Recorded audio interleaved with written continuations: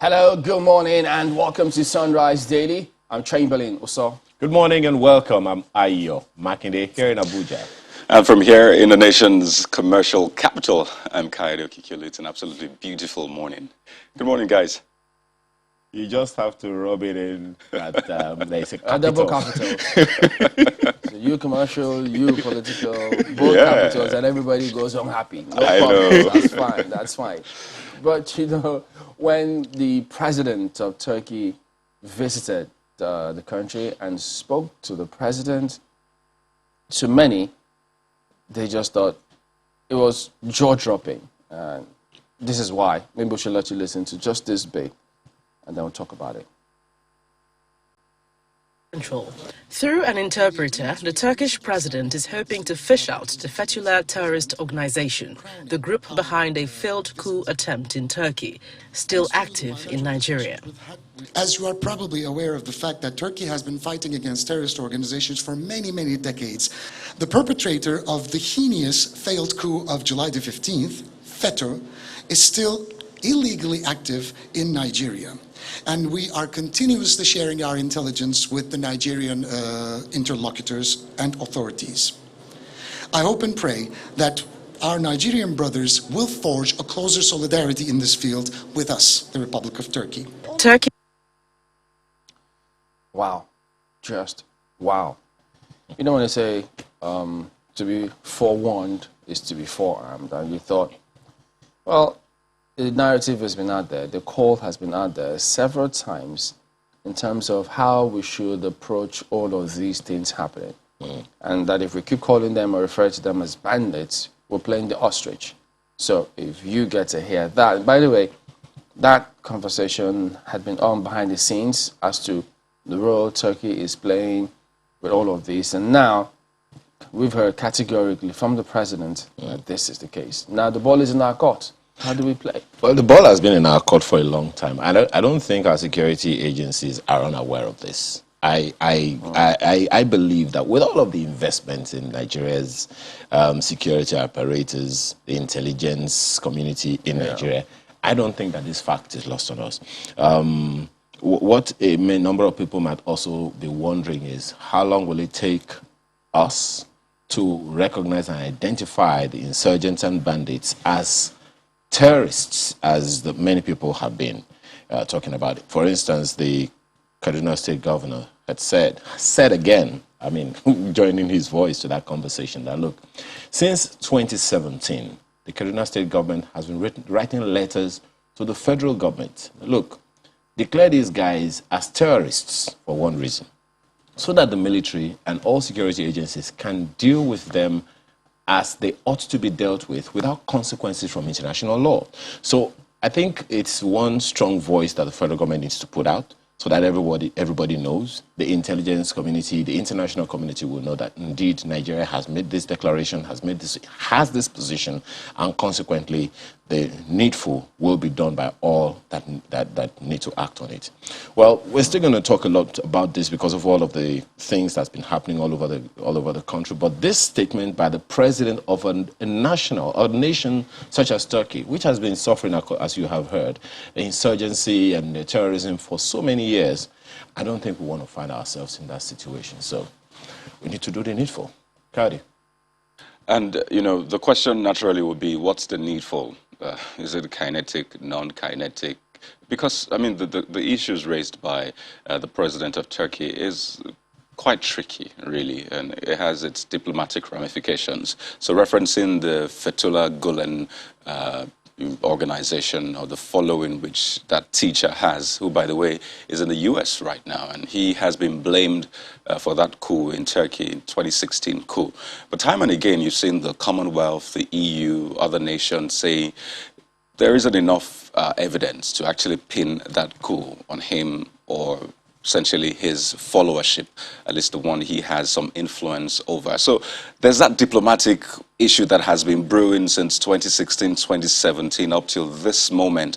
And then you have that brought on Nigerian soil or to Nigerian soil by the president of Turkey. And you just wonder, the situation Nigeria finds itself, especially because of ties with Commonwealth, with EU, with Turkey, of course, as a sovereign entity, but then you have a relationship with some of those organizations and as well. So you wonder how Nigeria would wriggle out of this if this organization or this following, as it were, is still said to be, I mean, non-violent largely, especially as it regards the views of Commonwealth, EU, and the rest. And Turkey saying, well, we have designated them terrorist organization, and we expect Nigeria to see them as the same as a terrorist organization. So I'm just wondering how Nigeria will play out of this one. So is this need for kinetic? Is it non-kinetic? How aware is Nigeria of this, this trend? And honestly, it's just like a heavy load dropped on Nigeria right now, especially as we fight insurgency, banditry, and the rest. But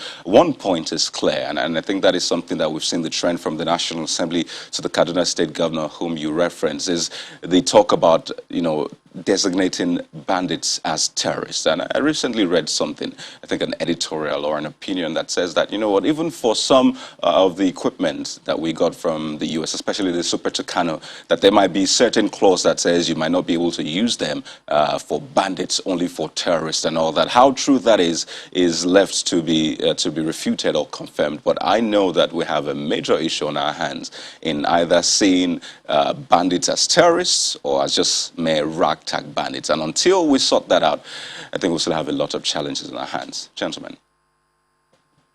Do we really need to go into definitions right now?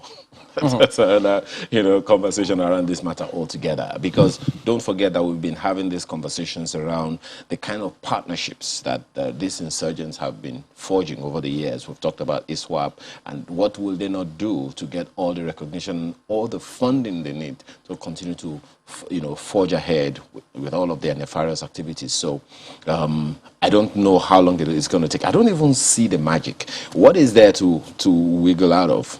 The issues are there confronting us every day.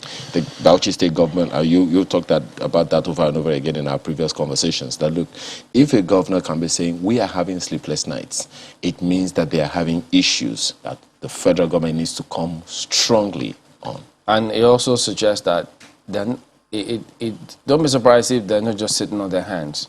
They will be doing some things behind the scenes, but they won't tell you on camera. Of course. And, the same way nature abhors vacuum is that if the relevant authorities don't do the right things, citizens won't just sit there as, sitting ducks. Which is sad. They will take certain actions to protect themselves.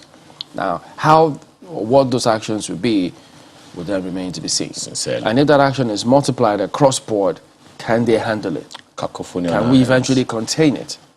Cacophony on our hands. Well, there you go. We'll just go right on and take a look at how the dailies are reflected what transpired just yesterday and beyond. Well, I'm going to start with The Guardian this morning. You know that The Guardian, sometimes they look at things differently. Always. But see how they come up today. Arrests, police brutality, headline, EndSARS Memorial in Lagos, Abuja. There you go. Look at the hiders, quite a number of them. Over 20 police stations burned by hoodlums yet to be refurbished. FG claims Lekki killings false, phantom massacre. US advises protesters to engage leaders politically. No justice for victims of police brutality 1 year after AI laments, that's Amnesty International. Huriwa asks NAS to set up protection board for protesters. NBA demands release of arrested protesters, journalists.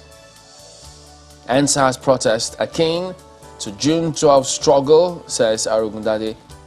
FGA has failed to learn from history, says access to justice. So you got all of that in the mix associated with that big lead, which a lot of papers reflect this morning.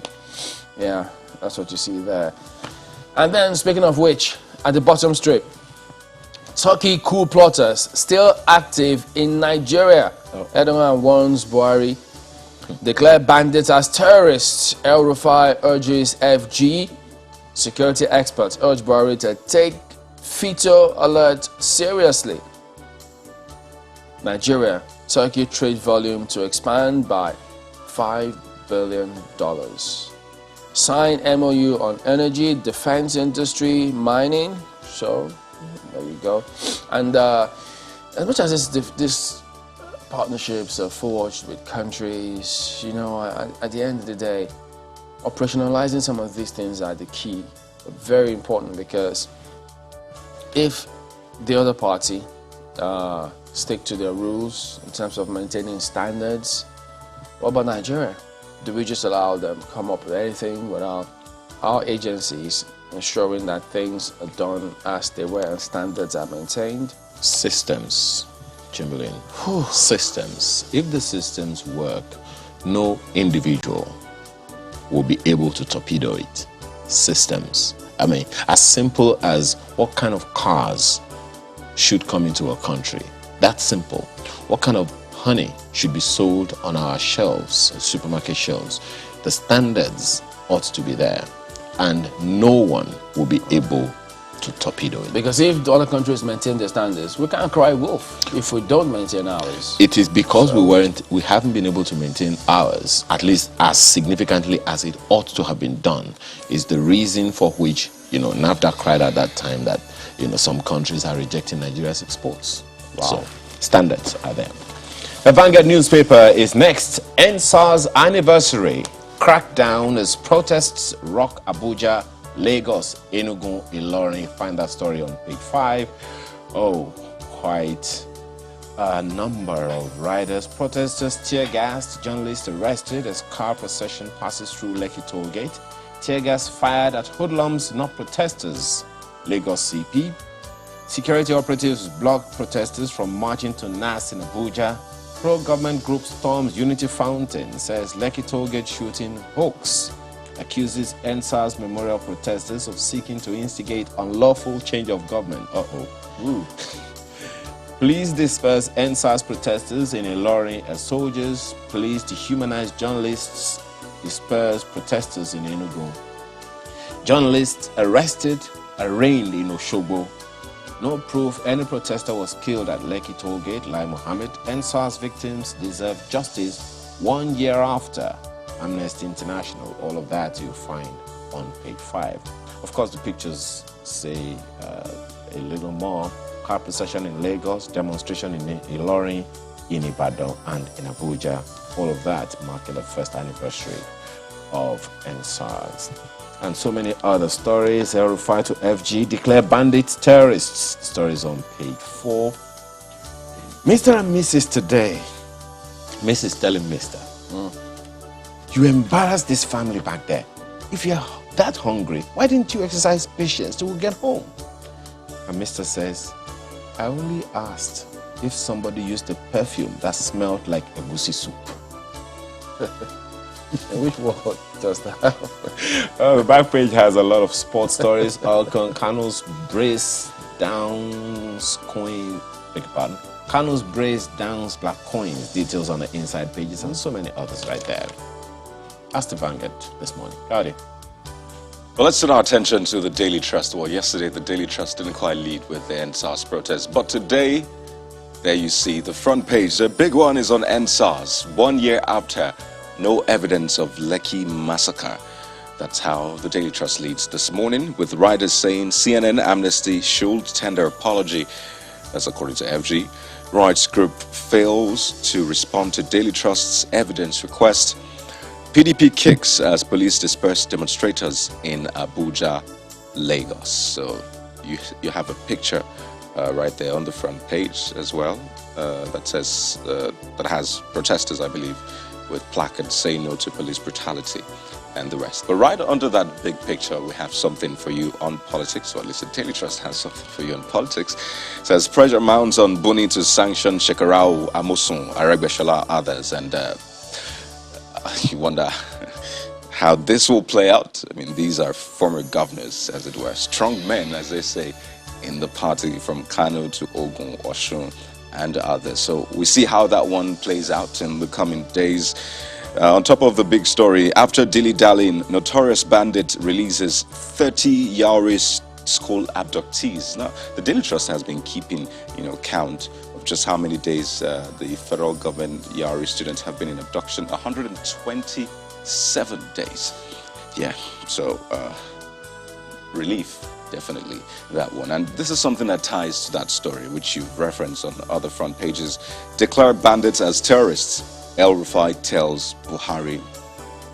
So, yes, that's what you find on the front page of the Daily Trust newspaper and much more.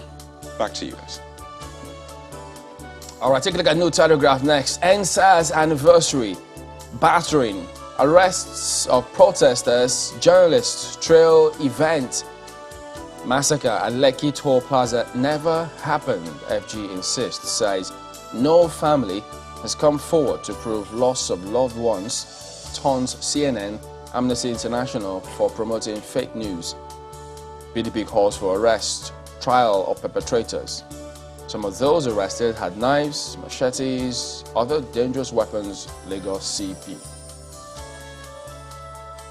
Well, we don't know if pages 4 and 27 talked about names of those persons who we saw being whisked away on live TV yesterday morning, as it turned out. So, but now you see some comments coming through from the police. Do you want to say as expected? Did I hear you say as expected? I don't know. Well, he said as much on live TV yesterday as well, when Darido, our correspondent, accosted him. On what they agreed on? Or they didn't agree on? No, he just said, look, the agreement, yes, that's what they agreed on. The agreement was there will be no stopping. It's just going to be a car procession, blow your horns, throw your flag and all.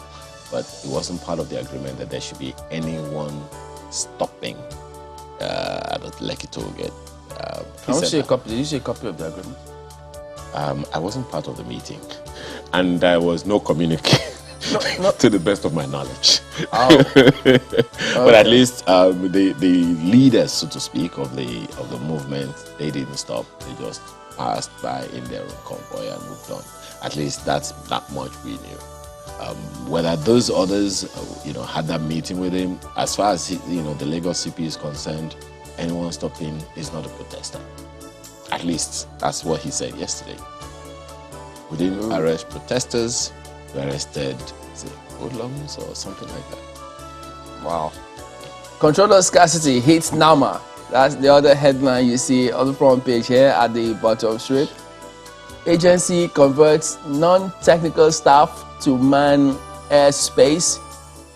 Recalls retired staff. FG approves funds for Safe Tower. Sometimes you look at all of these things and you ask yourself some basic, simple questions. How is this difficult to foresee and plan? How?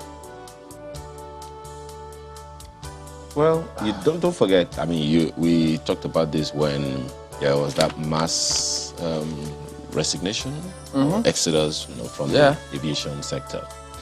Well, now that this is the situation, I guess, as you always say, Chamberlain, government has its job cut out. Yeah, but I mean, this is Nama, several other people shouldn't make it look like, rocket science. These are things that you would have done.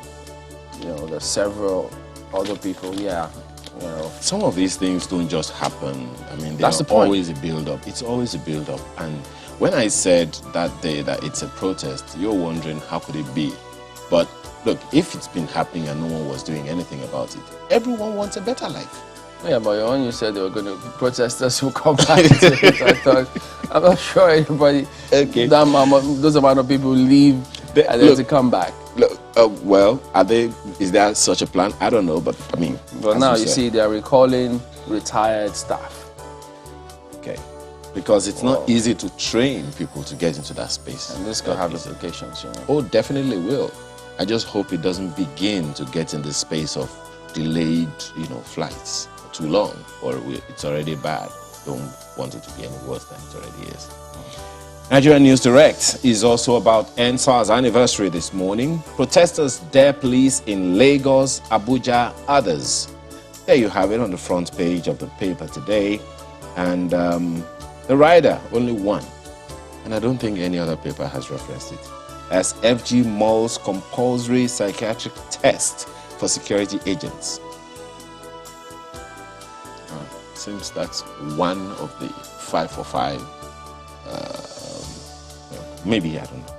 I don't quite recall right now, but that's what you have on the front page of the Nigerian News Direct this morning. Howdy. Well, for the Leadership newspaper, this is what you find on the front page of Leadership. FG budget 2,178 naira for each citizen's healthcare in 1 year. So, different perspective for the Leadership this morning. 20 years after, health budget falls short of 15% Abuja declaration. Sector got 4.75% in 2019, 3.83% in 2020, and 4.18% in 2021. Experts identify corruption, lack of accountability as major pitfalls in sector. I recall the budget office putting out figures for health sector this year, or at least for next year's budget, and looks like we got 5%. But you know, the way it's allocated capital and recurrent expenditure for, you know, the Ministry of Health and some other issue, I think 54 billion for Gavi and the rest. That's just for the federal government. And you wonder how far reaching that will be. So that's the focus of a Leadership newspaper this morning. And under that big picture that shows President Buhari and President Erdogan, you see protesters defy police, mark EndSARS anniversary. That's what you find there, and something we've seen across states, and we'll be focusing on that as well on the program this morning. Just one more for you. Kinetic approach not enough to address security threats. That's coming from the NSA. I think that this as a part of our chat this morning was gleaned and then reflected on the front page about kinetic and non-kinetic approaches to ending insecurity. You find a couple of other stories on the front page of the Leadership newspaper, plus this one: bandits kidnap 30 passengers in Niger. Yet again, kidnapping stories. So that's the Leadership. But quickly, let's also bring you front page of the Nigerian Tribune newspaper, and it is packed, definitely packed. Let me begin with that picture that shows youths during a memorial rally organized by EndSARS protesters. I'm talking about the Nigerian Tribune. There you go. And you see the famous flag waver, that is. You see him in green, white, green, and some others in a bus. So you see, EndSARS anniversary. Undeterred youths protest in Lagos, Abuja, Ibadan, Benin, Osogbo, others. 1 year after alleged massacre, families of victims nowhere to be found. Lai Mohammed. Lekki protesters dispersed with tear gas. PDP condemns renewed brutalization of protesters. Afenifere challenges government to fulfill promises. I imagine that's the 5 for 5 promises, or demands, at least pages 4 and 5 of the paper. And there's something from a renowned legal luminary, Afe Babalola, saying Nigeria's high debt profile, payroll is not the only cause. So you wonder what that means. More details on the back page of the Daily. Doctors successfully transplant pig's kidney into human being. Yeah, you didn't see that coming, right? Well, it's at page 28 read. That might interest you. Yeah, doctors successfully transplanting a pig's kidney into a human being. And let me take this final one. PDP National Convention, 33 aspirants to slug it out for NWC posts. Consensus breaks down over 3 positions. See why Arakpaja joined National Deputy Chairmanship contest. It's a page 8 read. Let's leave it there for the Tribune.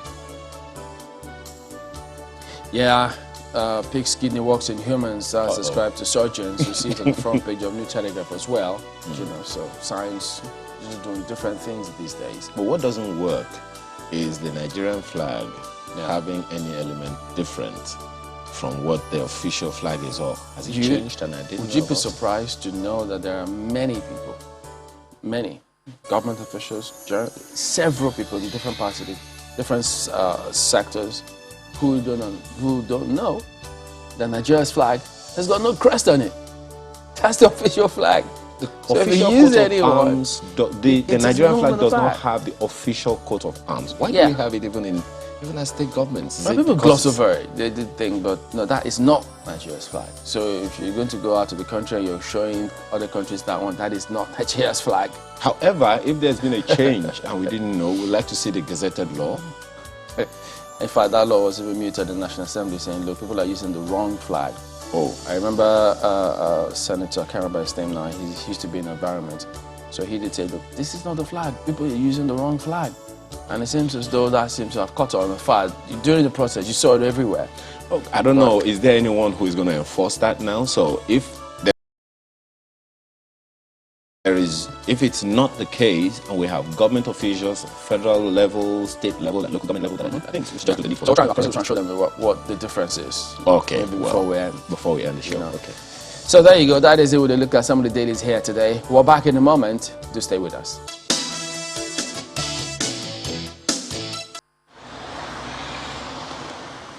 Eight a.m. is the convergent time. As promised, the EndSARS campaigners are here, driving through the popular Lekki toll gate.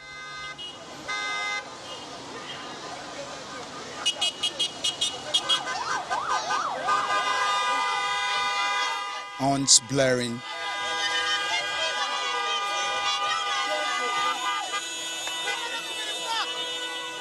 Nigerian flag fly above their cars, the signature of the memorial planned by the campaigners.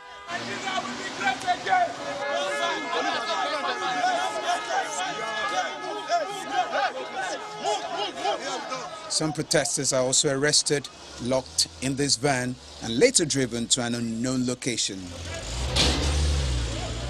Some of the protesters step out of their vehicles in an apparent move to drive home their points even more.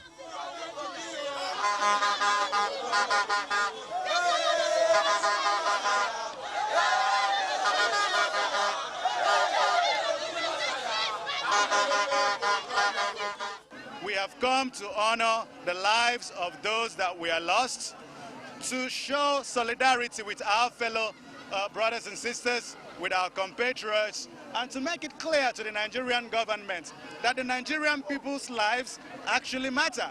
This is a democracy. It is not a regime. It is not a military regime. It is a democracy. Why do you want to take away our constitutional right? This is a civic right to protest. I think everything is going to be under control. People are respecting themselves. They are protesting peacefully, and they are being conscious of whatever happens here. The security guys are here to protect us. I believe they are here to protect us as well. So far so good. Everything is peaceful. At about 11:05 a.m., police fired canisters, dispersing the protesters.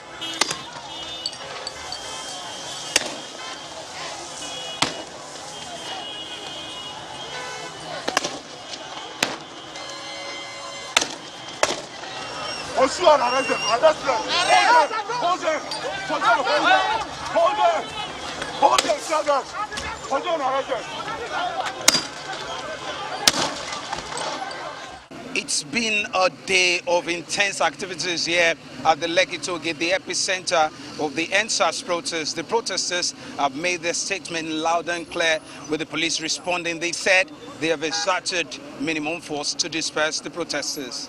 They are not to be on foot, and we agree that they won't come down from their vehicle to address anybody.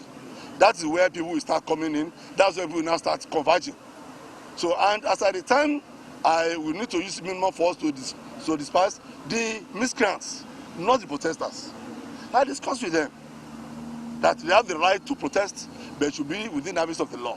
You want to protest from one point to one point, and at one time, and what are your programs? The 2020 EndSARS protest began from growing agitation against police brutality in the country, but the scope of demands of the campaigners expanded into demands for police reforms and end to bad governance. Dari Ido, Channels Television News.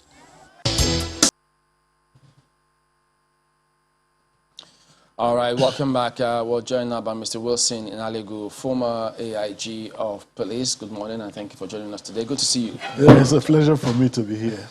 Yes, indeed. Well, I haven't seen what transpired yesterday. There's a lot of questions about policing, how they conduct themselves. First of all, if I could just start with that scenario that played out yesterday, as widely reported today, how the category of those who were arrested, journalists arrested, several people arrested. So you'd have thought, is that the... no, as long as you can hear us here, that's fine. Yes, I can hear. You know, so one wonders, what usually is the thinking of the police when they can clearly see these are journalists, that these are people who are protesting peacefully? Why do they need to arrest them?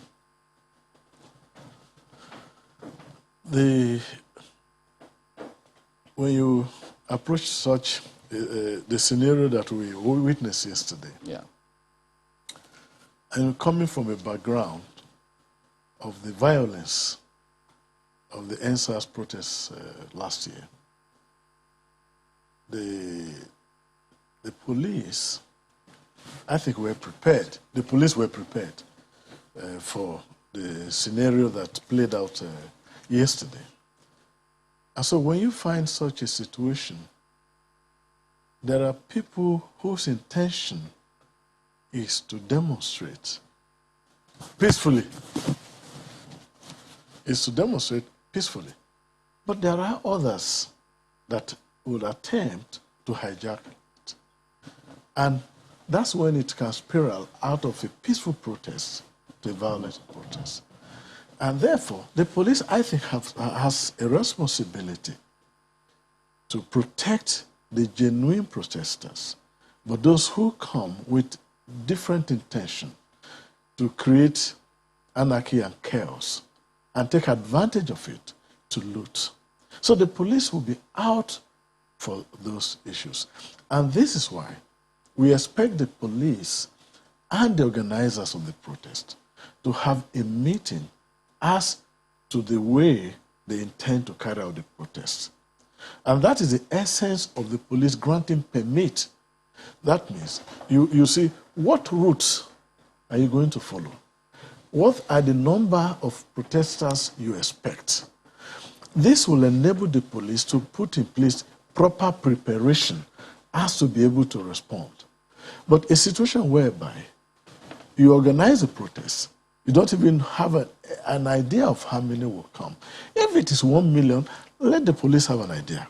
It will help them in the way they organize their assignment. So I think what happens, it should be a collaboration. It's not just about demonstrating. Yes, the points were well made as to we don't want police impunity, we don't want police brutality. That's okay. But we are trying to build a civil society, a society where there is respect for the rule of law, a society where there is respect for law and order.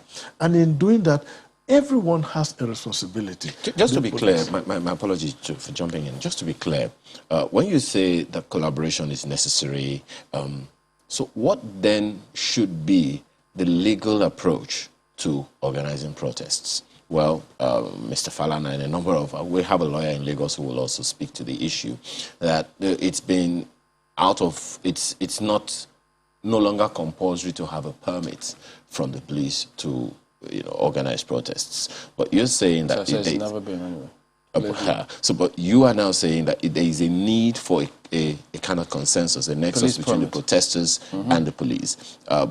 How should it go? Because the law says that the protesters should be guided by the police, protected by the police when they are protesting. So what should be the process?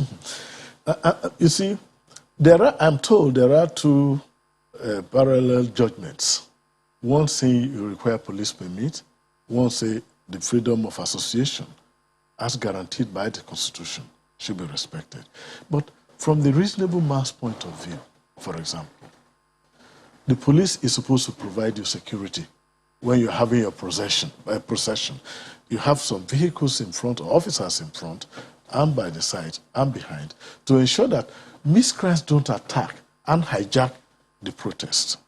But how will that happen? Coming. If you do not write to the police, because I have been involved in granting permit as Assistant Commissioner of Police Operations and Commissioner of Police of some states. If you do not inform the police, for example, and there is a parallel protest, Because just like you are trying to exercise your freedom of association and procession and protest, there is another group that is also planning the same thing. Now, if you do not put the police in picture, for example, what will the police do? How will they make preparation? They just say, you are going to protest. You do not inform them the route you intend to use, the venue you intend to use. You don't even know whether somebody else has planned to use the same venue, the same route. You do not. The police does not know the crowd.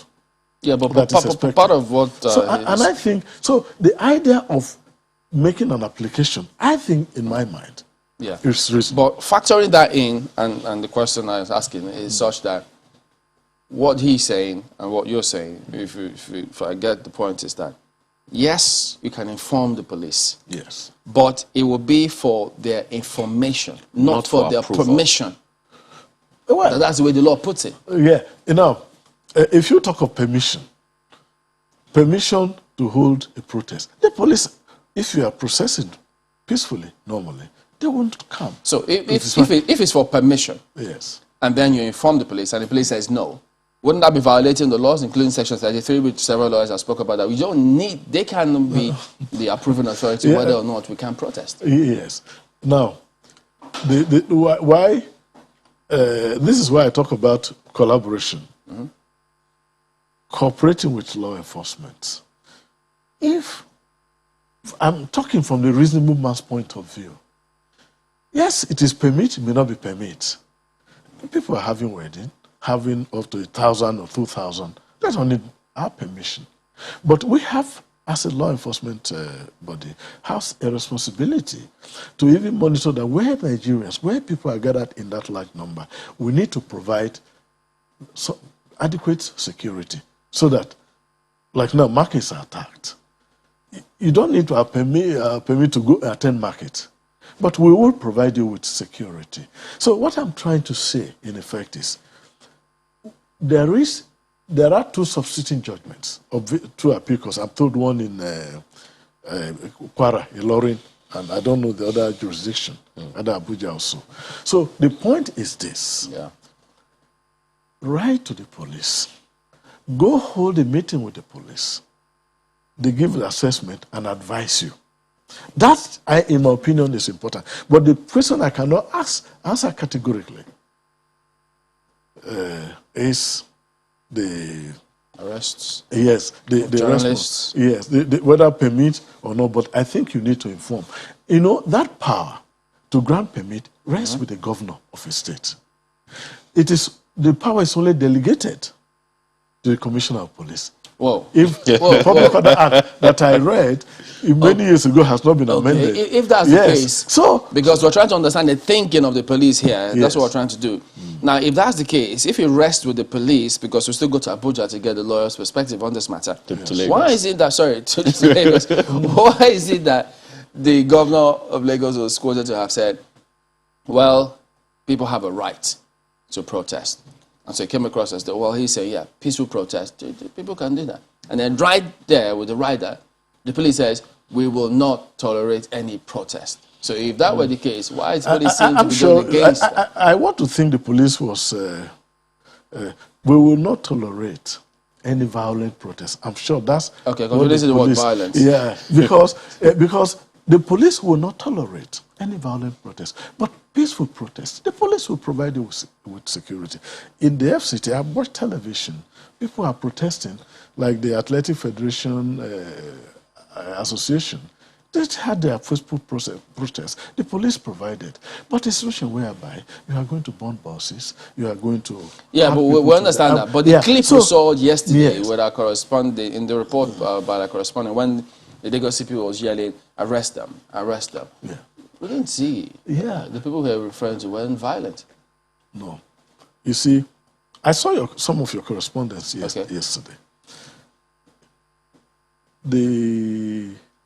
When you see, what I think some of those protesters try to do is they try to embed with the normal protesters. So when you saw the CP giving instruction to arrest... I'm just trying to see if we could just yes, listen I know. To arrest, the CP no commissioner of police will order that a journalist be arrested, a peaceful protester be arrested. But if you see miscreants, because we've had a lot of protests in the FCT, when people go to day and rent people, and during the protest, when you interview them, they don't even know why they are there. And some of these people are armed with knives and machetes. And so you've got to sieve them. And the commissioner of police, working in such a state, will understand that when I see an area boy that has come to disrupt, I say, take him out of the place. He has not done a wrong thing. Let's get to Lagos now, because maybe much later we'll try and let you listen to that part where he was yelling, arrest them, arrest them. We'll then see if they were hoodlums or if they were being violent, because it was just live pictures there. But let's get to Lagos and get the lawyer to just explain to us what the position of the law is, whether or not there are two judgments, either from Kwara, as you highlighted. Kaide. Oh, yes, indeed. We're joined this morning from our Lagos studio by Senior Advocate of Nigeria, Professor Paul Ananaba. And I know you're roaring to get into this conversation, especially with this back and forth about whether or not to write to the police, inform the police, is it get approval, get protection, and the rest. Haven't listened to the former AIG about protection, getting protection from the police, writing to the police and all. What is the position of law on protests? Well, thank you, my brother. I've listened to the AIG, and this is Nigeria. We're all Nigerians, and you see many comments you hear sometimes depends on where the person is sitting. But we're talking about where lives and properties have been lost, and you have had horrific accounts in some panels as to what had been happening in the country. Many years back, as a young lawyer, I started having phobia, to go to police stations. Because I went to Trinity Police Station once in the early 90s, and what I saw, the horror, cannot allow me to get to any police station again. Now, somebody is saying you should go and get permit from the police. What is the process of getting that permit?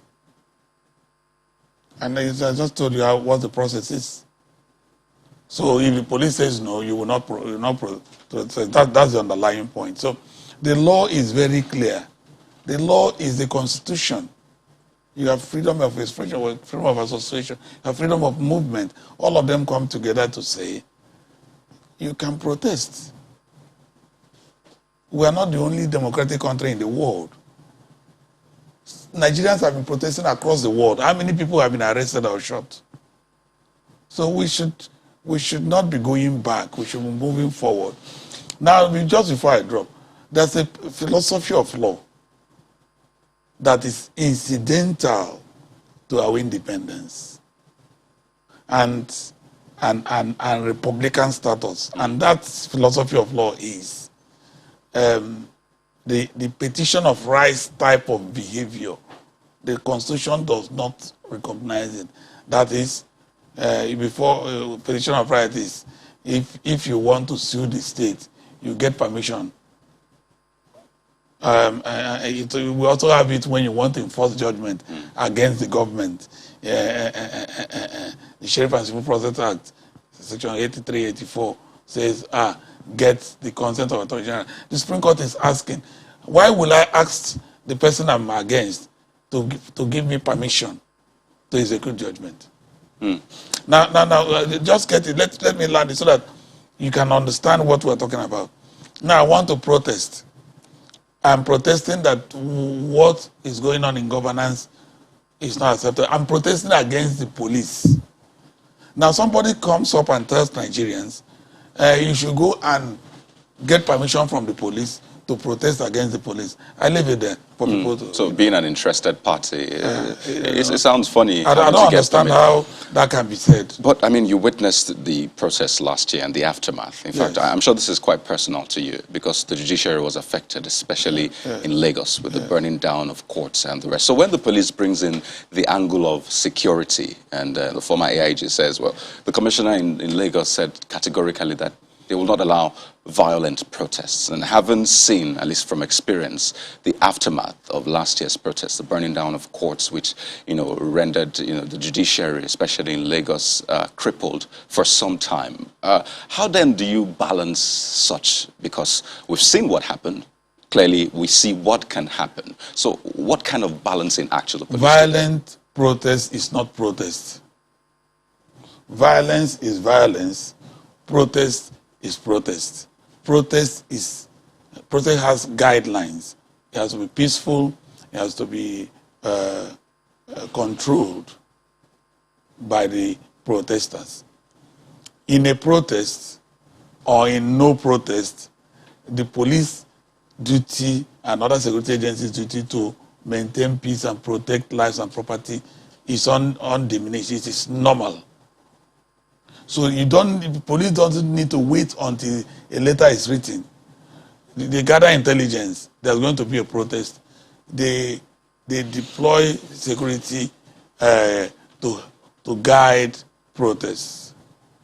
Have you seen that many protests, pro-government protests, either in the state or the federal, how many of them are shot or arrested?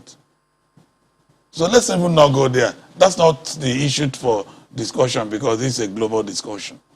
But the point I'm making is that duty of the police will remain there.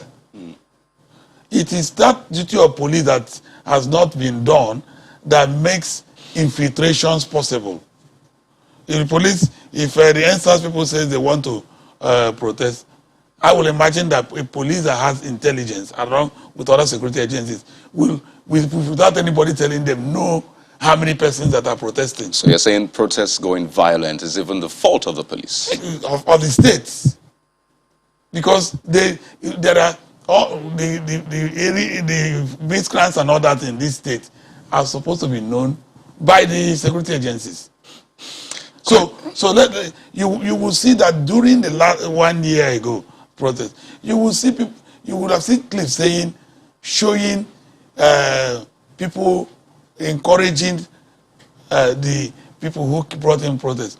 For days, these protests at last year were manned by very educated people who could sit down. There were religious activities, all that, showing that it was a protest. Nothing was destroyed. Now let me take you back to history.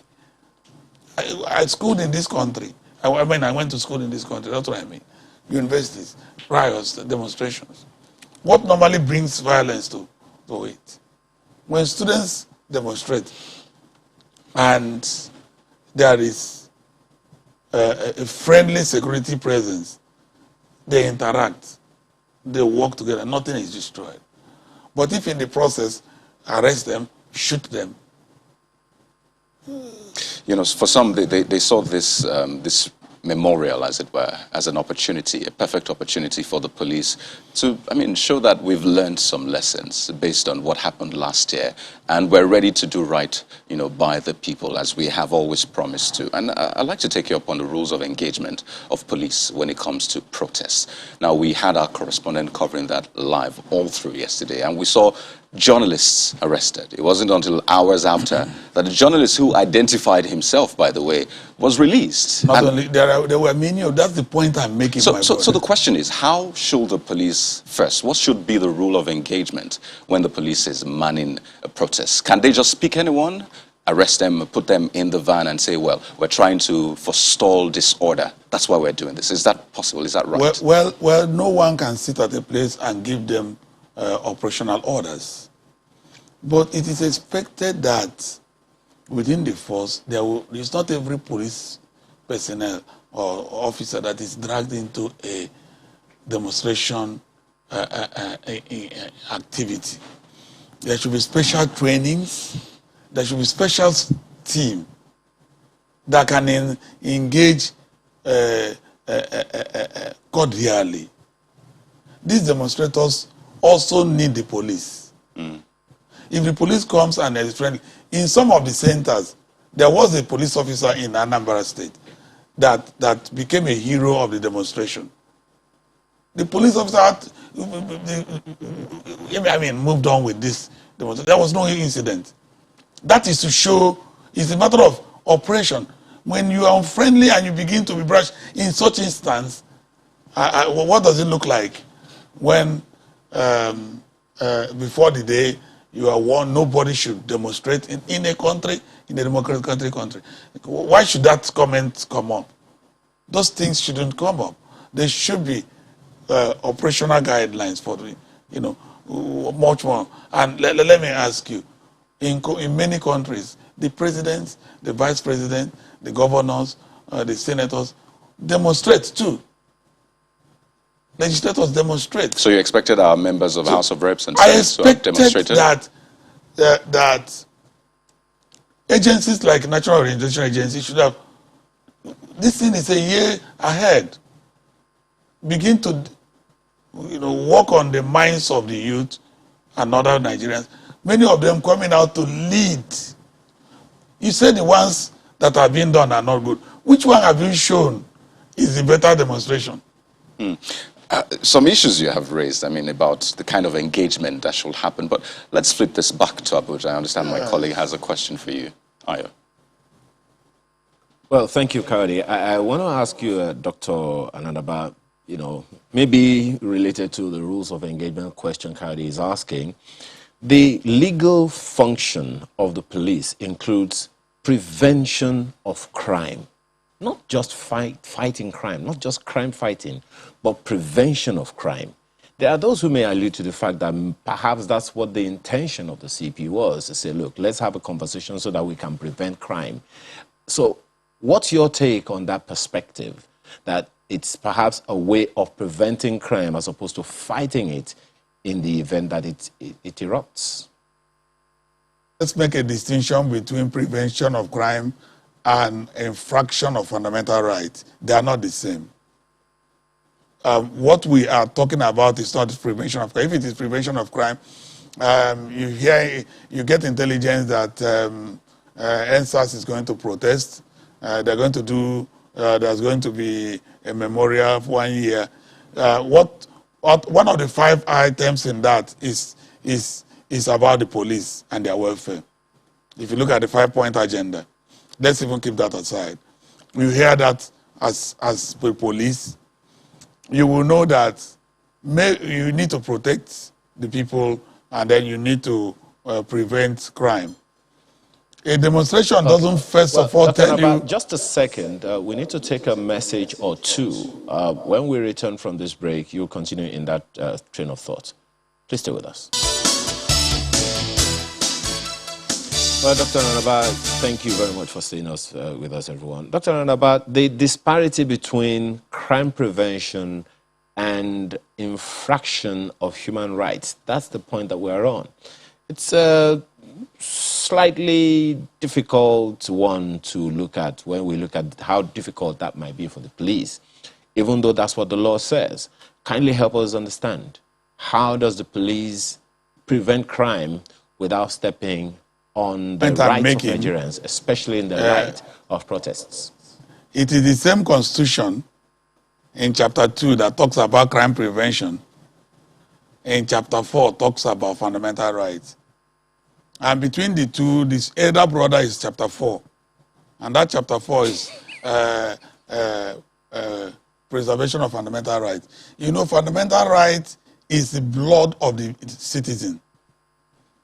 That is what makes the person a human being. It is inalienable. That is, without it, the person does not exist. Now, we cannot hide under crime prevention to infract fundamental rights. That is what is unlawful governance. Now, let's bring it to the circumstance where we are. You are aware that EndSARS is going to demonstrate again, and then that is a fundamental right. But you are concerned as security agencies that we need to prevent crimes in the process. There are several things every trained security organization will do, which I won't discuss on air. But one of them is to do an audit. Let me use our own language, an audit of the situation. What is the capacity of this demonstration? What are the flashpoints? Public institutions that should be protected. How many forces should be there? But beyond that, before the protests, we have national orientation agencies. That was the point I was making. I didn't see any engagement. Try to find out who are the organizers. If there are no organizers, how do you engage the youth? What message was put out to Nigerians to say, yes, you have your right to demonstrate, but let's demonstrate in such a way that the few things we have gained as a country, we don't destroy it because of protest. What message was put out so that Nigerians will be mindful of not allowing miscreants to come in? What role did the security agencies play so that to be able to identify who are the miscreants by at least guiding the protests, so that if there are miscreants, the security agencies will take them out? And I can assure you that the EndSARS protesters, if you have listened to many of them, more than 90% of them are graduates. And they will not even allow miscreants to join them, because that's not what they set out to do. So if there had been that dialogue should be provoked by the security agencies. They should be able to speak to many of them, get to know what they are doing, and then ensure that it is done well. We lost an opportunity yesterday, as far as I'm concerned, to show that last year, 1 year ago, wasn't the way, the standard to judge Nigerian response to demonstration. I mean, the Nigerian state's response. It would have been something glorious yesterday. It would have been something that would have been done back end with, I would have seen, even at the toll gate yesterday, I expected some degree of support for this protest, even from the government, that the government identifies with the enemy of the youth and identify with their protests. I would have seen security vehicles guide them as they blow their horns, if that was all they wanted to do. And then somebody is saying, you don't come down, you don't walk, limiting demonstration, which is a contravention of the fundamental rights of the people. All right. So that is what the issue is. Thank you. Okay. All right, let me bring this to the former AIG here, Mr. Inalegwu. When you spoke about those two judgments, you said there was one inquiry, not sure what the second one is, but a quick check will also show you that both cases, in fact, there was one that was between the ANPP and the IGP at the time, and then that was with respect to the Public Order Act. Yes. And we understand that that was subject to interpretation of the court concerning police permission to protest. And the court held, Federal High Court, held that that permission to protest was invalid and unconstitutional. And the same was upheld by the Court of Appeal after the Federal High Court held it. And interestingly, they were quick to remind us that these cases involve the president as a private citizen. So one wonders, how come the police perspective and mindset refuses to shift to this present reality? Even though several lawyers, I mean, my colleague mentioned, Mr. Falana has made the point severally, why is the mindset of the police so difficult to shift to the current reality? The Nigeria police is always determined to prevent crime. And policing in the democracy, accountable policing. That consciousness is there. But the other, I think the desire of the police that we are having serious challenge with crime.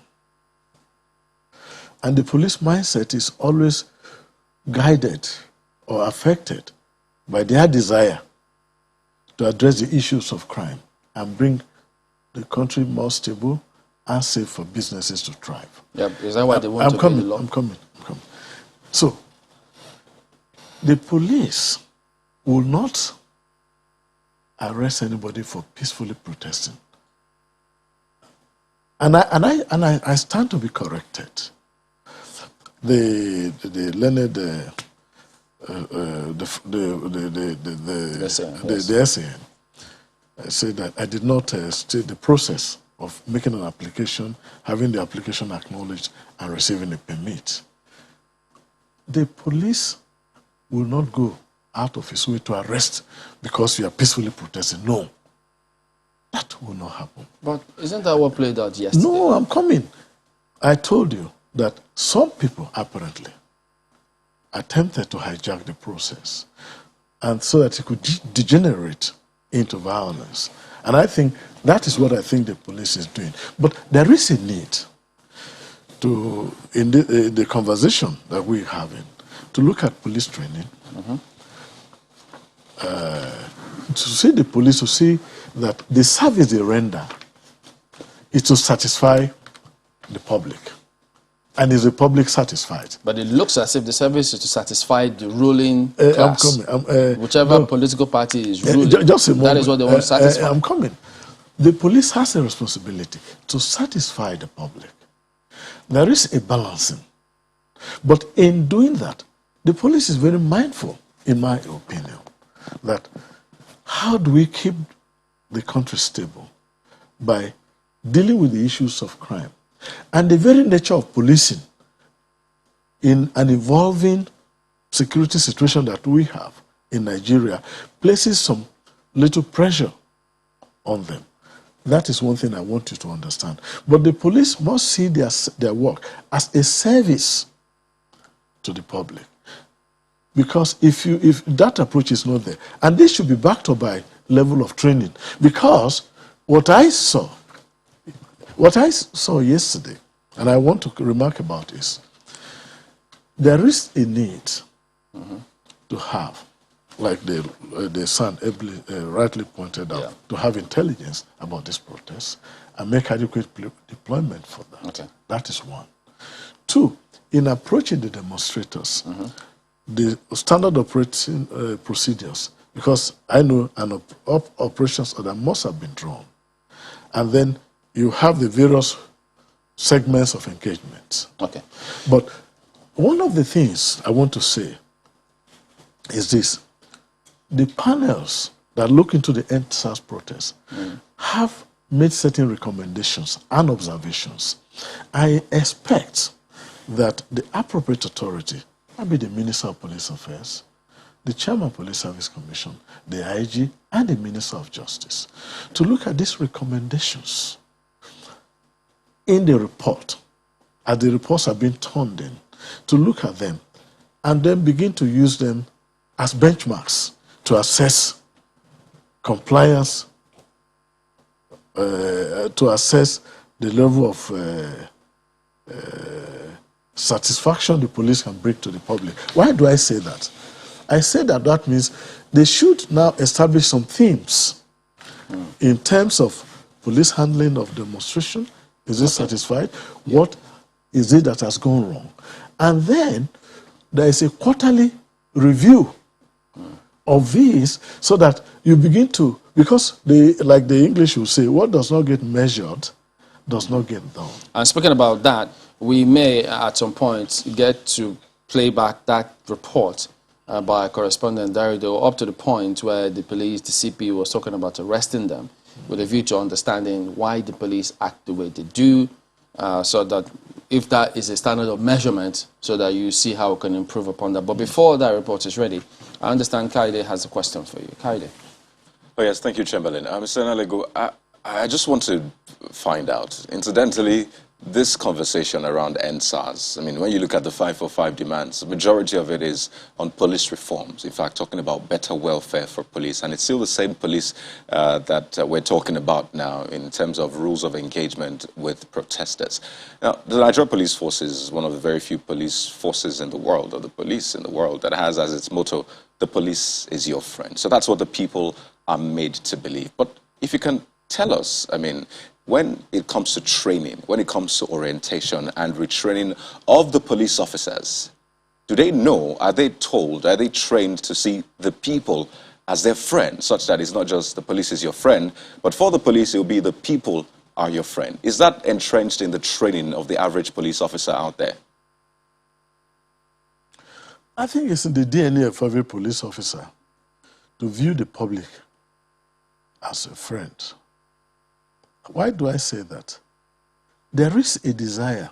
If you see a police officer, one of the things that make him happy is that he's able to respond to a distress situation and prevent somebody from being hurt or even killed. Or he's been able to prevent crime. Or you wake up in the morning and you receive situation report from your divisions and all that, and it is calm all the way.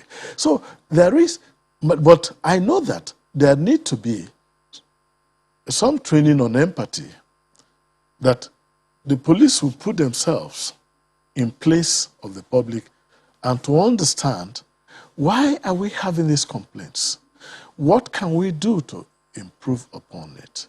And that was why when I was responding to the earlier statement, I had stated that we need to look at this 5-point demand and the other points generated in the panel report, and make them part of, include them in our training curriculum, so that we begin to see that right from recruit training up to the academy, that it could even be made relationship with the public. And I think this is within the realm of community policing.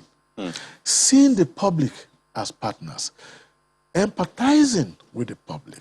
So, Mr. Inalegwu, I want to believe that, if I could quickly butt in here, I want to believe that for those infractions we've had, because the average Nigerian has various interactions with the police. Yes, some of them are good, but majority of them, I mean, they leave much to be desired. So I imagine that there's some sort of investigation. I mean, when people come to report, I know you have those desks, I mean, at least while you were in police, and I want to believe that's the same case. And I imagine that investigations are done.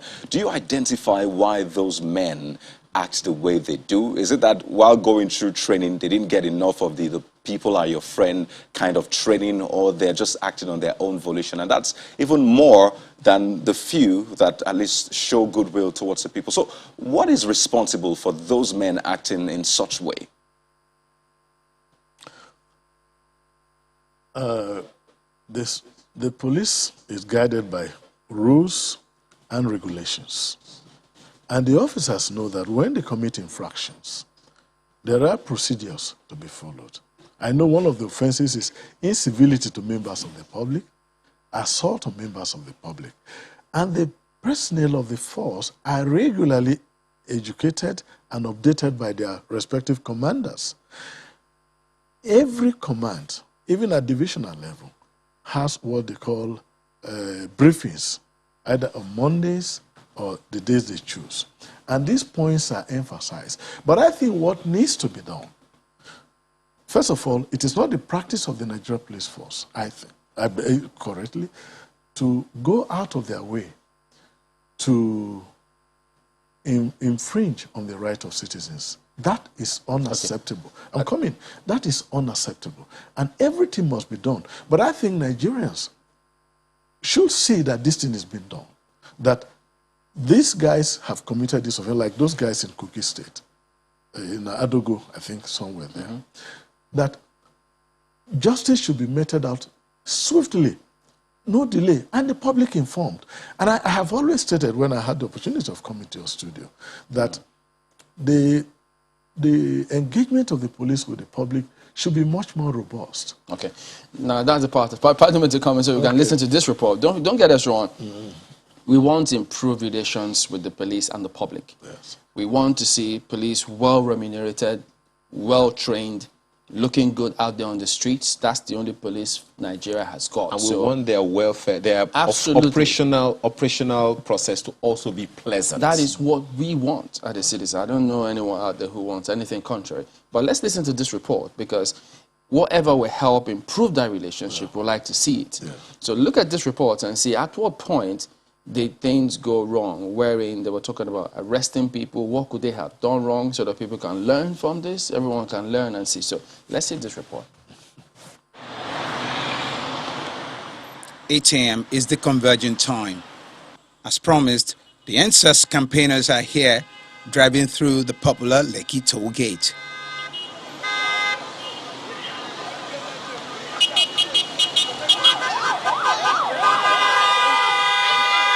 Horns blaring.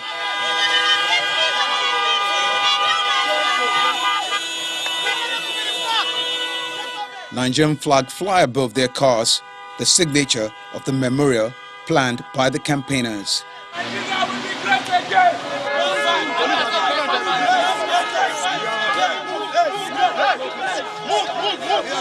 Some protesters are also arrested, locked in this van, and later driven to an unknown location. Some of the protesters step out of their vehicles in an apparent move to drive home their points even more.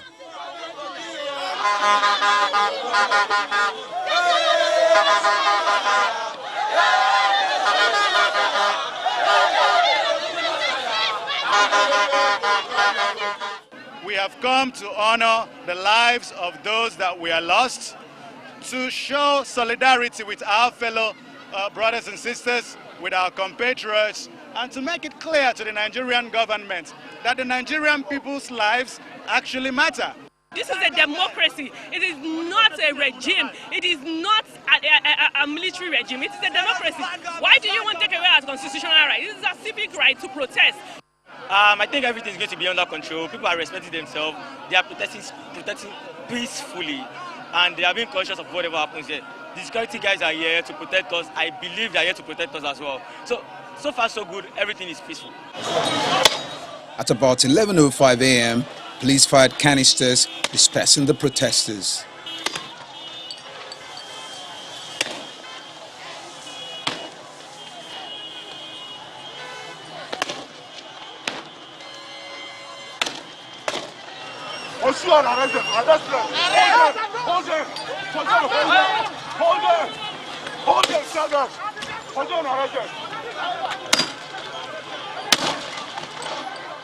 It's been a day of intense.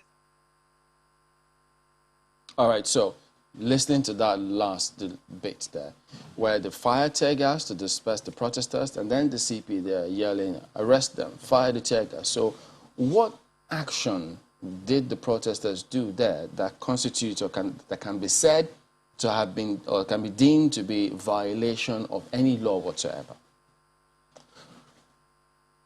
Well, the points I'd like to make regarding the footage you just showed. The latter bit, where they were said, arrest them, because you only arrest when the law has been violated. Yes. Was any law violated there? That was my opening comments, that the commissioner of police must have observed some people trying to invade the protest. But that is not the point I want to make.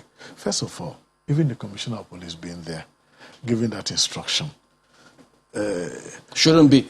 The procedure, we have, you deploy in units, the unit commander. When it gets bigger, it gets to that level. But these are processes that training should address, that the commissioner of police being at the scene, it does happen now because he wants the situation, he doesn't want the situation to get out of hand. But ideally, the last person you should see very close there is the commissioner of police. But perhaps one of the ways in which he has justified his statement was that, look, the protesters whom he spoke with, we referenced it earlier, they said it was going to be between 8 a.m. and 10 a.m. But as you heard in the report, this action of the police took place around 11:05. And when spoken with later, he told our correspondent that, look, the standard time they promised was between 8 and 10. Was it because they went out of time? Could it have been because they went out of time? No, I think if they are peacefully demonstrating and they are not causing any distance, the time is not one of the factors you use in this. But what I'm trying to say, these issues are issues that will be factors. You recall I made a comment about looking at the EndSARS report and having a minister of police affairs, the Minister of Justice, the Chairman of Police Service Commission, and the IGP critically setting up a small, in-house a ministerial committee to look at those. And when you look at those factors, you incorporate them in the training, and then you see to the implementation using the AIGs of the zones that you begin to do. And I told you, let me repeat myself. I stated earlier that the Englishman says, what does not get measured does not get done. Okay. And then you've got to set benchmarks. But the Commissioner of Police, in doing that, must have reacted to some violent conduct of the protesters. Now, at that point, but the Commissioner of Police will not give order because they had exceeded time. Because after all, that's a gentlemanly agreement. The Commissioner of Police will not do that. But your camera will not bring out the area that some violence was being threatened, and the Commissioner of Police will say, arrest them.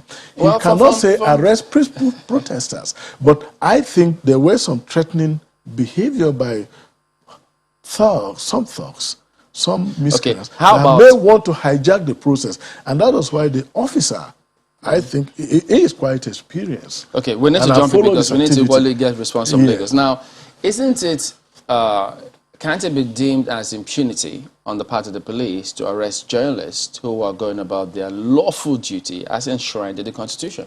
I think those are, journalists must not be the ones with camera. I'm sure somebody, they may not have known the person, might be the way the person was behaved. If they knew he was either a journalist or a peaceful protester, they will not arrest. Okay, I think we should head to Lagos. Yes, and about have some response as well. Well, thank you, Chamberlain. We've been having our own conversation behind the scenes as well. But let's bring it to the fore, Prof. Haven't listened, watched that report, seen what played out. And I think the big picture here, and I want to believe that we're all on the same page on this one, is reforms for the police, ensuring that we have a better police force. Because at the end of the day, these are the people we turn to for protection on a daily basis. These are the people we have, interactions with. So, talks about, because we can't promise that this will be the last protest, definitely. We don't know what the plans are for the future, if there might be another protest and the rest. So in terms of police reforms, as we wind down now, where does the police reform come from? Where does the police help come from? Is it from within, from without? Because it would seem so far we have done a lot of talk, a lot of conversation, but we still have the same issues. All right, thank you. We have one of the best police in the world. In Nigeria. It's just the way things go.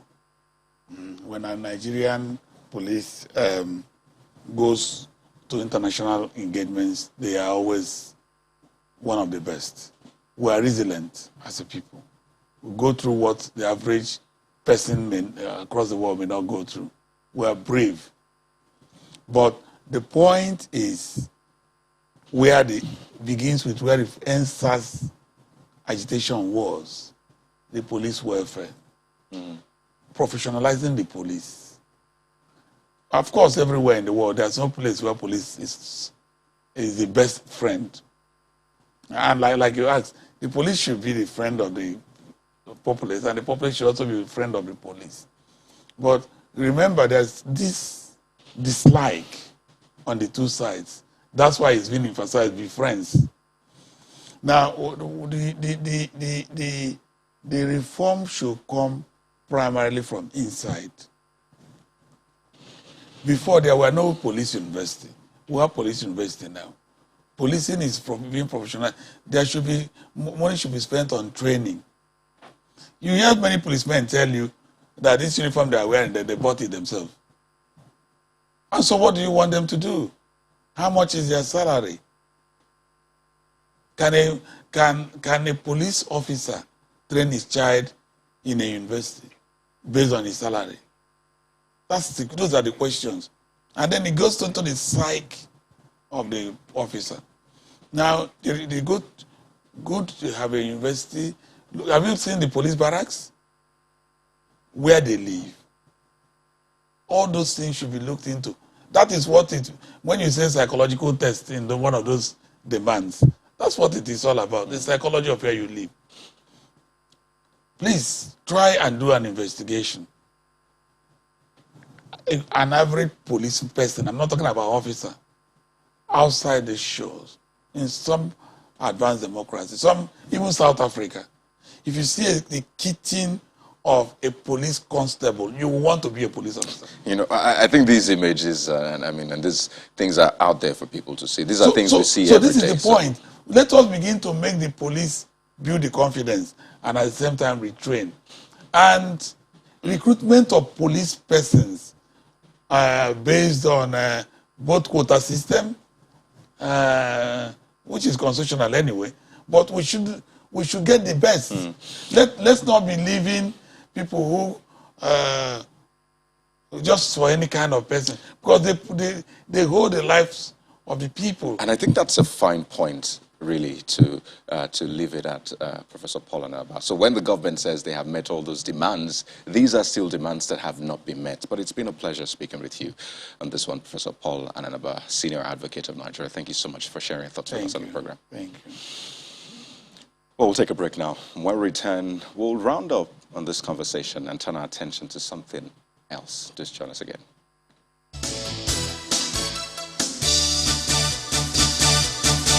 Welcome back to Sunrise Daily. It's our concluding moment with Mr. Wilson Inalegwu, former AIG of Police. Well, when you started out at some point saying that the police is there to please the public, and then we also thought, well, that may be the intention, but the impression from what people see will be different. For instance, in that last protest yesterday, we saw the EndSARS protesters and those who were anti-EndSARS protesters. We saw how the police handled the EndSARS protesters and how they handled the other protesters. And so we didn't see the same amount of commensurate response with the EndSARS protesters to this. Those who are protesting pro-Buhari supporters who held their solidarity rally. If you look at that, peaceful, no tear gas, no arrests, nothing whatsoever. Isn't that why people? Isn't that justified when you see? Oh, okay. So why is this the case? The police has a duty to be neutral in all situations, and that is talking about professionalism. Once you have round pegs in round holes, you find the situation that the police is truly professional, and that, especially policing in a democracy. I didn't have the opportunity of watching the clip, I'm just seeing it, but I imagine that the same standard should be applied to all the parties. But my comment on some of these issues about police reaction and all that, there should be a level where the police is given a free hand to do her job. Right from postings, I think a situation whereby a commissioner of police is deployed and within 1 week, 2-3 weeks, the person is removed. You need time to have your leg on ground, to begin to develop social relationship and professional relationship to understand your policing environment. In what way is the police hindered from doing its work? So, a situation whereby a commissioner of police is deployed, and for no apparent reason, 2 weeks a person is taken. Let there be a standard guideline. If possible, interview commissioner of police. If you want to deploy a commissioner of police, for example, to Yobe, there's nothing wrong in given opportunity to 3 officers of commissioner of police rank, properly interview. Do you understand the policing environment of your state? Not only when the name is brought, post Chamberlain, I want Chamberlain in Yobe. What is the capacity of Commissioner of Police Chamberlain? Speaking of that capacity, about the capacity, yes. Do you subscribe to when they say, well, there just might be psychiatric tests to security agencies, including the police, before they're deployed? I talked about empathy.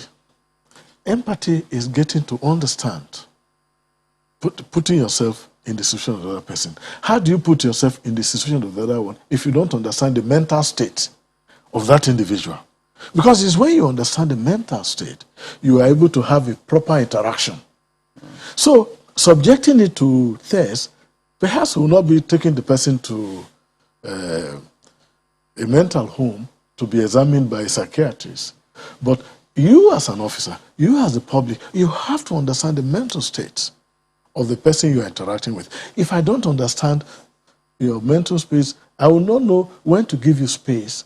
I will not know when we cannot have a good relationship. Okay. So just understand empathizing with the public gets the public to say, okay, they now understand our policing needs. One of the ways in which the public have tried to empathize, so to speak, with the police is calling for an upward review of police welfare, the state of work, environment, and all of those things. And 1 year after, one is wondering, is anything being done about that? Yeah, I think something is being done. I think something is being done. You know, I said that for personal reasons. I have seen the effects, even as a retired AIG.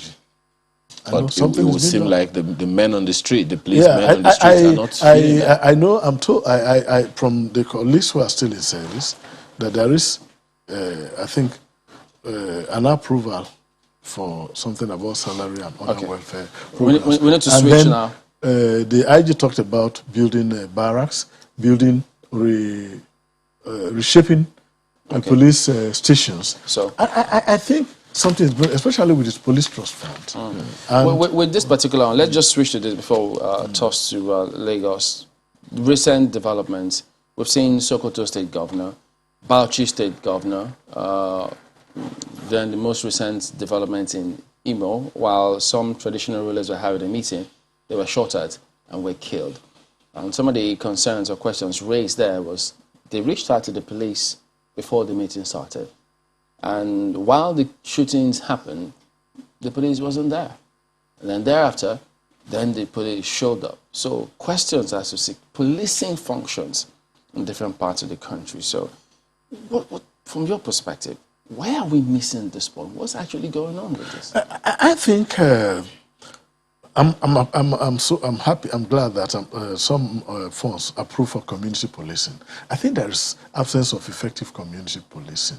There is the absence of adequate intelligence, actionable intelligence, and there is the issue of resourcing. Because if you tell me they are going to attack a place, how many vehicles do you have? If you find a police station with 200 personnel strength, having only 2 rickety vehicles, while the standard is about 3 police officers to 1 vehicle.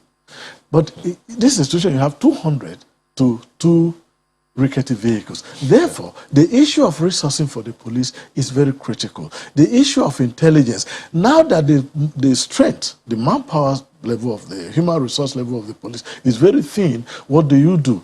Those vigilantes, give them some level of training. Multiply your number by extending some training. Training is not about carrying weapons. Okay, Mr. Inalegwu, about providing action, giving you information that you can act upon. Is it out of place? Is it out of place for the public to question when, because this is not the first time this issue is coming up, when an attack occurs? Security agencies were there before, and then at the point of that occurrence, they're not there. And thereafter, they show up again. So is it wrong for people to say, wait a minute, why does this usually happen? It's become a fad now. Yeah, And that is one thing that I think the police management team Something should is address. Because if you want to get the trust of the public, you've got to meet them at the point of their need. You've got to remove the fear of crime from them. You've got to show capacity to respond robustly to issues of crime. And if you are not able to do that, then you don't get their support. Because what is the need telling you, all right, I need something, and you can't get me? Okay, so we need to go. But what is important, and what I think is critical, is about training, it's about resourcing, about welfare for motivation. All right. A lot can still be done. Okay. But please, police stations, the police personnel cannot do much if you do not give them resources. There was a time, in the FCT, there was a time in the FCT we had a lot of vehicles. If you had a situation, the police will respond and be there. And all the right, public began to trust us. So resourcing of the police is very critical. Okay, motivation. we understand that. A lot needs to be done. We do thank you for coming on this morning. Mr. Wilson Inalegwu is a former AIG, Assistant Inspector General of Police. Always a pleasure to have you on.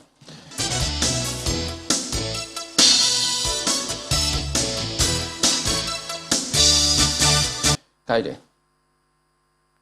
Thank you, Chamberlain. Well, I may have said we're turning our attention to something else, but it's still security. So no, it's still on the same topic, security. And joining us in the studio today is Mr. Olatunbosun Abolariwa, who is a security consultant. Good morning, and thank you for joining us on the program. Thanks for having me this morning. So over the past few days, I can chronicle some of the major security incidents. I mean, we've referenced the one in Imo. And Imo is peculiar because just earlier, months before, the police station in that area was burnt. And the police PRO in the state was saying, well, because we've not gotten our structure back, we just have a patrol team. So there's that one in Imo. We can talk about the killing in Sokoto, a very sad one. And the state governor asking for more troops on the ground. But don't forget the displacement happening in Zamfara, Kaduna. And by the way, Kaduna just recently, yesterday, talked about the casualty figures over the past 3 months. 343 killed, 830 kidnapped. That's another state. We can talk about Bauchi, the state governor, Bala Mohammed, recently saying, in fact, the groups are coming together. That's the bandits or terrorist groups are coming together now to form even bigger units. And if they can cause this much havoc as smaller units, imagine how big a havoc they can cause as bigger units. Having listened to former AIG, he has his opinions on where we are getting this wrong. I wonder what your take is on this, seeing those incidents. Okay. Those incidents are one unfortunate incident, very, very unfortunate, and my heart goes out to all the affected families and how they are coping with it. The retired AIG Wilson Inalegwu is somebody that is well known to me, and myself and himself has worked together on trying to put a training together for the police in the last like 5-6 years. We did a fantastic job that did not see the light of day. So don't let me go into that. Let me now talk about the surge or the shift in the operation of the what we call bandits or terrorists and the effect on people. It is an unfortunate the development that the shift in their own operation against the people seems to be bigger than that of the security agencies. So we've not heard much about army being able to surround the terrorists or the bandits and killing them and displacing them. But we are having a situation whereby in Sokoto, terrorists surround the markets and we're able to kill a lot of people at that spot. We're having an Imo State where criminals were able to infiltrate the scene of a meeting, and two traditional rulers lost their life instantly. This calls for attention, and I think it is time to ask the National Security Advisor that is there going to be a shift in your own approach, in your own module operandi, or we're still going to be using the same one we're using until we get here. Security operations or security challenges or both against each other is like a game. When there is a shift in one, there must be a shift in the other one. So in essence, pardon me, you're saying that, I mean, the onslaught from security agencies on those terrorists has not been proportional to the onslaught of those terrorists on the people. Yes. And you referenced the NSA. Incidentally, he's made some statements in recent times talking about kinetic and other approaches. So prior to this point, what kind of approach have you noticed that the government has been taking, and what do you want the government to shift to? Yeah, in fairness, there was a problem which took place about 10 years ago at the beginning of this. And this is the area where we took responsibility of securing place away from the police and bringing the military in. And it has always messed things up for the police who have wider coverages, who has wider communication gadgets, who has the ability to create area command divisions, police posts, and so on and so forth. And every time we bring the military in, the incident they will create is going to mess up things for the police for years to come. And I'm going to take you back to what happened in Maiduguri when Yusuf, the former leader of Boko Haram, was killed. Look at the situation before that killing, the involvement of the military, and what happened after then. The police was also involved in that. The police were also involved. Well, I just think that whatever strategy we're putting in place, there are two things we need to consider. One, the position of the police must not be relegated in any way. Because at the end of the day, they were there before, they have the constitutional duty to protect lives and property, and they will be there after the strangers that we invited to assist them move away. So we really need to ensure, the federal government really need to ensure that in whatever we do in response to insecurity, the position of the police, the power of the police, the capacity of the police must not be tampered with, one, must be boosted in such a way that is going to be commensurate with whatever problems we are facing. You know, what the former AIG said about vehicles is very, very correct. And that takes me to my next point. I think it's no coincidence we're discussing this right after we had the conversation about the EndSARS protests, the demands of the protesters to ensure we have better police force. And on the back of, I mean, for example, they don't have operational vehicles, they're not well equipped, welfare is not as good as it ought to be, and they are now coming against terrorists who are well equipped. I mean, you have been in the thick of things, so I'm sure you know the capacity, the kind of ammunitions, the arms, the platforms that these terrorists, bandits, whatever term you want to call them, have. So can we pitch the police as it is currently against those terrorists? Do you think that makes sense? Isn't that why it is only fair to allow the military come in and support? By the way, it is not police versus military. It's meant to be a collaboration. Okay, before we talk about collaboration, what are we collaborating together? The quality of that really need to. And I'm going to give you an example. You did mention EndSARS now. You see, the involvement of the military in the EndSARS saga was what messed things up. I think they were not trained. They were trained to protect the integrity of the country. They were not trained to deal with people. You know, they don't deal with people that's still quite debatable because the panel has not come out with its final report. Let's leave the panel out of it now. I mean, the panel was set up to look into that, so we can take it out. So let's talk about what ought to be in the first place. And that brings me back to my last point, that the capacity of the police, the role of the police, the constitutional duty of the police must not be relegated in any way. So now talking about the resources they need for that, I heard the CP shouting, follow them, arrest them, tear gas them.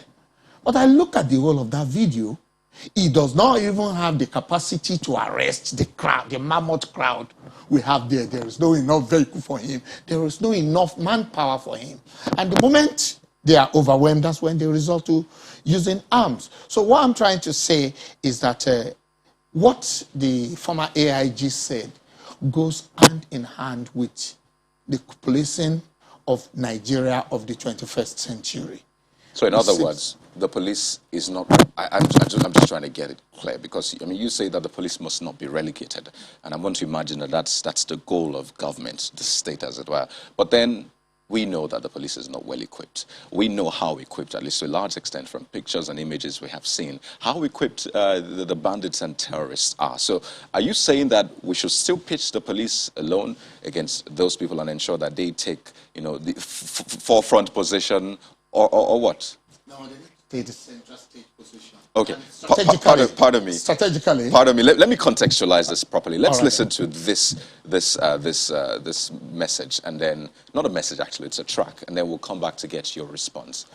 So there you have Governor Tambuwal making an appeal for more boots on the ground, and he mentioned that displacement. And I mean, these are states in the northwest region. So you have the bombardment in Zamfara. Just yesterday, there were successes recorded by the military as well, who is also bombarding and ensuring that they give them no space. But then they've been displaced to Sokoto, and you heard him saying that prior to that whole bombardment and displacement, they didn't have it quite as bad. So does this point to perhaps need to have better coordination? Because I imagine that as security agencies, you look ahead and say, if this happens, what will be the outcome of it? So what does this point to for you? Points to whatever that is happening at the National Security Advisor's office. You made mention of coordination, and they are the one that are supposed to look at it. The governor of Sokoto State just made one vital point now, that when you strike against them in one state, they move into another state. That is a vital intelligence for the Office of the National Security Advisor to look into. That's imagining they don't have it already. If they don't have it already. And between me and you, over the last months, we could see that people have video recording of terrorists or bandits or whatever name we call them, moving freely on motorcycles, invading community and exiting the community without any form of intervention. Is that the situation we're still dealing with now? If the Army, the Navy, the Air Force, the police, the National Security, Civil Defense Corps were unable to deploy resources through proper sister agencies coordination or collaboration, I think the NSA should be able to come out with a better strategy to advise them on how to deal with this. So they are not stopping. Their strategies are not static. They are changing strategy every day. So we cannot work with one NACEST document created by the NSA and think that is what we're going to be implementing to an ever-changing security challenges that is staring at us every day. On a final note, if we could just do this in a few seconds. So you've heard the state executives, Imo, Bauchi, Sokoto, even Kaduna, speaking on different issues. And I recall the president saying that, he's had governors come to him and he's told them to go back to secure the area. But you say the buck stops at the table of the NSA, which is at the federal level, as it were. So what then is the role of the state executive? Yeah, I really want to thank you very much for asking this important question. And I'm going to throw this challenge back to the state. I'm going to give 50% support to Mr. President. States and state governors, you have a role to play in ensuring that your state is secure. You have a security vote. How well are you using this security vote to support the security agencies? You just heard about vehicles and other things. Then another thing we also need to know is that stop playing politics with security of lives and property of your people. The Kaduna State Governor, less than 100 days ago, did mention that the bandits are kind of businessmen. Today, he's coming out to say we should call bandits, we should designate or identify bandits as terrorists. All this kind of careless statements shouldn't be coming out from your office. Well, work with your I'd like you to measure your comments. I totally appreciate. Because it's quite important. In the process of making a point, we need to ensure that those points are made quite well without insulting the No. There's no. It's not. We shouldn't see it as an insult when we are making a statement of fact. Information needs to go out to the right people. It's part of the strategy. inflammatory statement or unrealistic statement that could mean a lot to the enemy's camp shouldn't be made by people who are responsible. So careless to you might just be measured to another person, Yeah. which is essentially the point I'm trying to make. Yeah. But I think that point has been made, Mr. Olatomoso, and I'd like to thank you so much for at least speaking to some of the issues, especially roles of state executives in Thank you very much for security that. in Nigeria. Mr. Olatomoso Abolara is a security consultant, and he's been speaking with us on security issues. Thank you so much. Thank you. So, it's time to take some mails. Let's begin from Abuja. Yes, indeed. We've got this one coming through from Adeoye Timothy, who was talking about the rights to protest. He says, did I just hear the former AIG Inalegwu say the number of people to protest should be known? How? How, please? Even when ordinary campus protests, can you get the actual number of participants? Policemen will always be policemen. More reasons why they are where they are. Kenny Ogbeifun says on the same issue, the truth of the matter is Nigeria police is poorly trained in crisis management. People protesting cannot give you exact figure of participants. You can imagine in spite of cameras everywhere, yet their character was unleashed on innocent protesters, and even journalists were not excluded. On few occasions, the people, the police, the army, and army protested against the injustices meted out on them, blocking major highways and shooting into the air. Who did they take permission from? Our police need psychological examination. Take a look at this next one from Olasukomi, still on rights to protest, saying your guest was a police officer. He'll never tell the truth. Well, that's subjective, you know. Why is it that all protests in Nigeria are barred by police? Anytime people gather themselves to make their grievances known, they are always dispersed and brutalized. Why not protect the peaceful protesters and go after miscreants who they see want to foment? I want to believe that's what you meant to say, trouble. Well, we saw the other protests. It didn't go violent, so not entirely all protests end up that way, Olasukomi, but the point has been made. Thank you. Well, we'd like to show you this. Just take a look at this because, I mean, we've seen different things playing out in different parts of the country about the Nigerian flag. Now, two things. You see two kinds of flags being displayed. Now, look at that. You see the right one, you see the wrong one. Now, do you actually know that you could be guilty of an offense if you superimpose the coat of arms on the flag? You are guilty of an offense. Well, I say you could be because we will tell you about the Coat of Flags and Coat of Arms Act of 1960 tomorrow. So, yeah, you could do certain things innocently and think it's just okay. But we will tell you why this is the case when we come back tomorrow. But that is the show today. We thank you all for watching. We'll see you again tomorrow. I'm Chamberlain. So I'm Ayo Makinde. You well. Well, our Citizens Refresher course continues tomorrow, as you've heard. I'm Kayode Pikelu. To have a great day.